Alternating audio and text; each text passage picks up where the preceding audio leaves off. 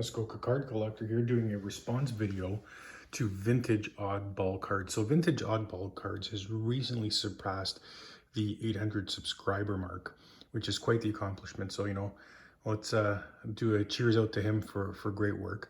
He has got a great channel where he shows his vintage cards all the time in a variety of different sports, especially baseball. Love seeing what he puts out there. And in his recent contest, he asked us to show us some of your oddball cards, and that's whether it's from, food manufacturing or just anything odd. So he showed us some examples of his oddball cards, and I can't even come close to comparing to some of the oddball cards that he put forth, but I thought I would show you a couple of mine.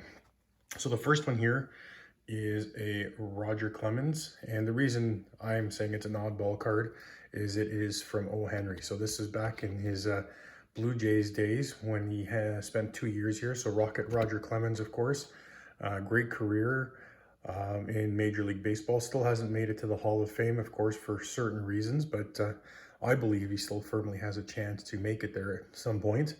Again, O. Henry card.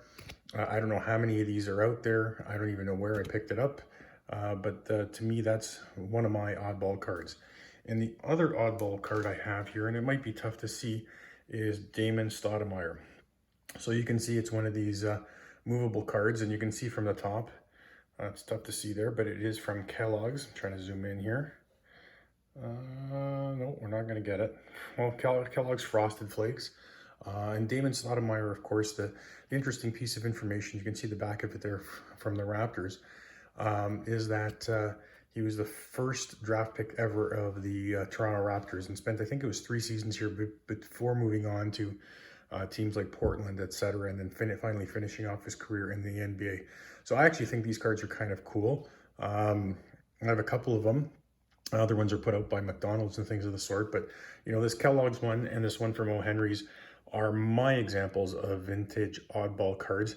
Now, I know it doesn't compare to anything that Vintage Oddball Cards is able to show us on his wonderful YouTube channel, but this is my contest entry into his 800 subscriber giveaway.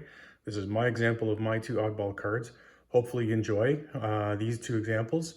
Muskoka Card Collector here, asking that you comment, like, and subscribe.